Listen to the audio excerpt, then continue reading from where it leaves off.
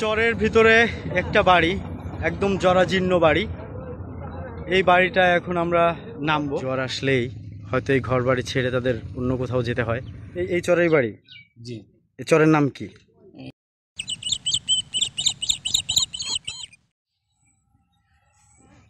রাস্তা মানে হচ্ছে কাদামাটির রাস্তা। চরের মানুষের জীবনটা আসলে এমন, বুঝছেন। এখন আছি শরীয়তপুর জেলার জয়ন্তী নদীর পাড়ে। এই জয়ন্তী নদীটার নামটা আসলে ভীষণ সুন্দর একটা। কিনারায় সরু বালুর চর, নদীর ঘাটের কাছে নৌকা বাঁধা আছে। নদীর পাড়ে প্রকাণ্ড বটগাছ, গাছের ডালে পাখিরা সব নাচে। নদীর তটে গামছা পরা ছেলে সরষের তেল মাখে সারা গায়ে। নদীর হাঁটু জলে গরুর গাড়ি আর গরু মোষ পার হয়ে যায়। নদীর কিনারায় সরু বালুর চরে বসে মাছ খায় ধবল বলাকা।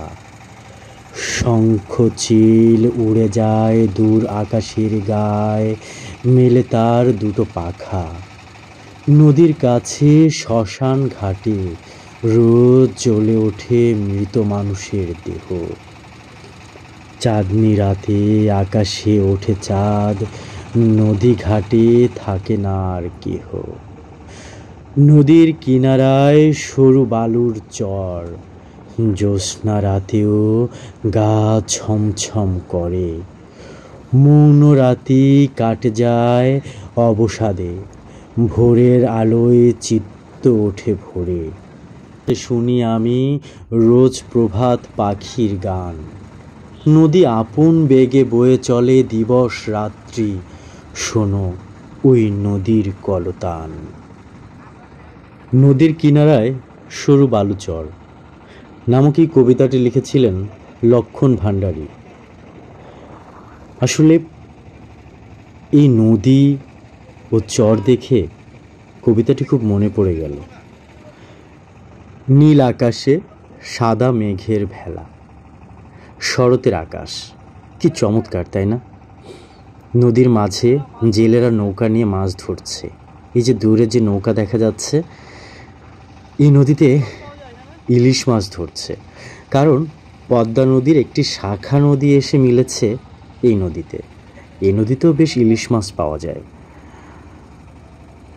দূরে আকাশ যেন মিশেছে সীমানায়, মেঘ যেন নেমে এসেছে দূরের কোনো গ্রামে। হয়তো মেঘের কাছে যাচ্ছি। উড়ানির চর ধুলোয় ধূসর যোজন জুড়ি, জলের উপরে ভাসিছে ধবল বালুর পরি। ঝাঁকে বসে পাখি ঝাঁকে উড়ে যায়, শিথিল শেফালি উড়াইয়া বায়।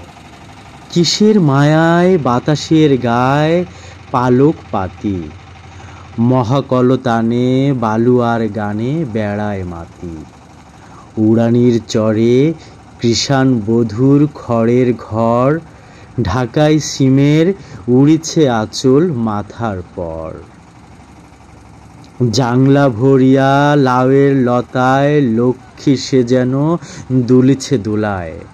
ফাগুনের হাওয়া কলার পাতায় নাচিছে ঘুড়ি, উড়ানির চরে বুকের আঁচল কিষানপুরী। উড়ানির চর উড়ে যেতে। চরের ভিতরে একটা বাড়ি, একদম জরাজীর্ণ বাড়ি। এই বাড়িটা এখন আমরা নামবো। দেখি এই বাড়িতে কোনো মানুষ থাকে কি থাকে না, নাকি শুধু বাড়িটা পড়ে আছে।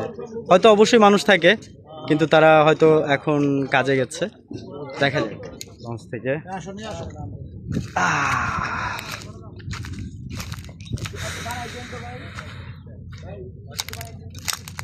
এই যে হচ্ছে বাড়ি, চরের ভিতরে একদম এই বাড়িগুলো একদম খড়খুটার যে বাড়ি বলতে যেটাকে আমরা চিনি, সেরকম একটা খড়খুটার বাড়ি এটা।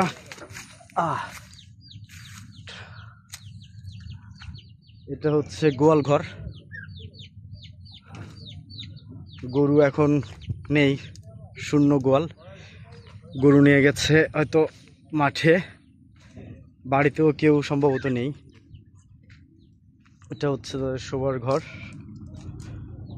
হ্যাঁ, এখানে একটা ছোট্ট একটা মুরগির ঘর আছে, আর এই পাশে কিছু পাট কাঠি স্তূপ করে রাখা। এই হচ্ছে চরের মানুষের জীবন, এরকম ঘরেই তাদের থাকতে হয়। কখন জোয়ার আসে, জোয়ার আসলেই হয়তো এই ঘর বাড়ি ছেড়ে তাদের অন্য কোথাও যেতে হয়। এই অঞ্চলে যতগুলো চর আছে, চর কিছু কিছু চর ঘুরে দেখবো, তাদের মানুষগুলোর সাথে কথা বলার চেষ্টা করব। দেখা যাক। এই কাদার ভিতর দিয়ে হেঁটে যাচ্ছে এখন। চারিধারে জল করে ছল ছল, কি মায়া জানে। ফাগুনের রোদ উড়াইয়া ধুলি, বুকের বসন নিতে চায় খুলি। পদ ধরি জল কলগান তুলি, নুপুর নাড়ে। উড়ানির চর চিকচিক করে বালুর হাড়ে। উড়ানির চরে ছাড় পাওয়া রোদ সাজের বেলায়। বালু লয়ে তার মাখামাখি করে জমায় খেলায়। কিষানি কি বসে সাজের বেলায়, মিহি চাল ঝাড়ে মেঘের কুলায়। ফাগের মতন কুড়া উড়ে যায় আলোক ধারে, কচি ঘাসে তারা জড়াজড়ি করে গাঙের পাড়ে। উড়ানির চরে তৃণ অধরে রাতের রানী, আধারের ঢেউ ছুয়াইয়া যায় কি মায়া টানে। বিরহী কৃষাণ বাজায়া বাঁশি, কাল রাতে মাখে কাল ব্যথা রাশি। থেকে থেকে চর শিহরিয়া ওঠে বালুকা ওড়ে, উড়ানির চর ব্যথায় ঘুমায়। পল্লীকবি জসিমউদ্দিন এমনই একটি চর নিয়ে লিখেছিলেন উড়ানির চর নামক এই কবিতাটি। তা আমি এখন যে চরটিতে আছি বা যে চরের পাশ দিয়ে যাচ্ছি, এই চরটির নাম হচ্ছে মাঝের চর। শরীয়তপুর জেলার ভেদরগঞ্জ উপজেলায় অবস্থিত এই চরটি। এই চরের মানুষের জীবিকার প্রধান উৎস হচ্ছে নদীর মাছ। চর যখন জাগে সে সময়টায় চরে কেউ কেউ ফসল চাষাবাদ করেন। চর নিয়ে শক্তি চট্টোপাধ্যায়ের একটি কবিতা আছে। কবিতাটি এরকম: মধ্য নদীর চর জেগেছে, মধ্যিখানে সাঁকো থাকো। একটি চরে কেন, দুচর জুড়েই থাকো। দুচর এখন রহস্যময়, তোমার হাতে অনেক সময় থাকো। মধ্য নদী চর জেগেছে, মধ্যিখানে সাঁকো।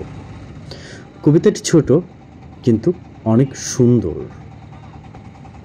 মনে হচ্ছে একদম মেঘের রাজ্যে চলে এসেছি, মনে হচ্ছে আকাশ খুব কাছে। চরের পাড়ে নৌকা বাঁধা, চরের চারপাশে হোগলা গাছ। এই যে নদীর কিনারা ধরে যে সবুজ লম্বা লম্বা গাছগুলো দেখা যাচ্ছে, এগুলো হচ্ছে হোগলা গাছ। এই গাছ দিয়ে সাধারণত ঘরের বেড়া বা অন্য অন্য জিনিস তৈরি হয়। কেউ কেউ পাটিও তৈরি করে বা আরও অনেক কিছু তৈরি করে। এই যে চরের মাঝখানে একটি ঘর, আশেপাশে কোনো প্রতিবেশী নেই। এই নদীর জোয়ার ভাটার সাথে যুদ্ধ করে বাঁচে এই মানুষগুলো। চরের মানুষের জীবনটা আসলে অদ্ভুত, এক অদ্ভুত জীবন পার করে তারা। ময়নামতির চর নিয়ে বন্দে আলী মিয়া একটি কবিতা লিখেছিলেন। এপারে এই বুনো ঝাউ আর ওপারে বুড়ো বট, মাঝখানে তার আগাছায় ভরা শুকনো গাঙের তট।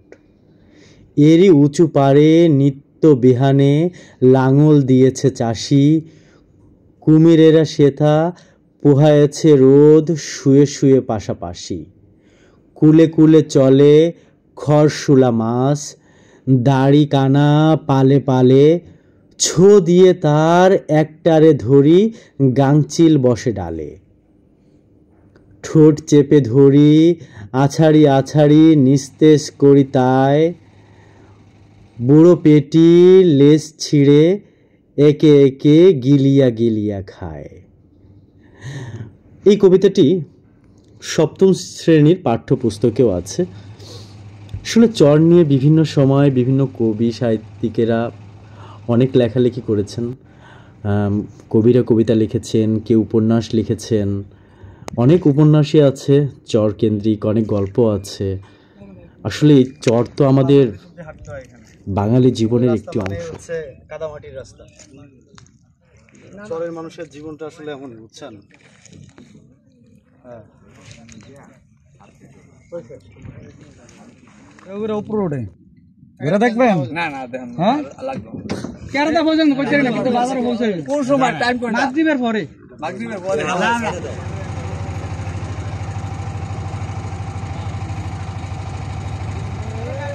পদ্মা নদীর শাখা হয়ে আমরা আসছি এখন চৌধুরীহাট। এই জায়গাটার নাম হচ্ছে চৌধুরীহাট। সামনে একটা বাজার আছে, এটার নামই চৌধুরীহাট। এই যে পিছনে যে ছোট্ট নদীটা দেখা যাচ্ছে, এটা হচ্ছে পদ্মা নদীর একটা শাখা নদী। এই নদীতে বেশ ইলিশ মাছ পাওয়া যায়, অনেকেই দেখলাম ইলিশ মাছ ধরছে। তো দেখি এই বাজারে কি কি আছে। বাজারটা অবশ্য এখন বন্ধ।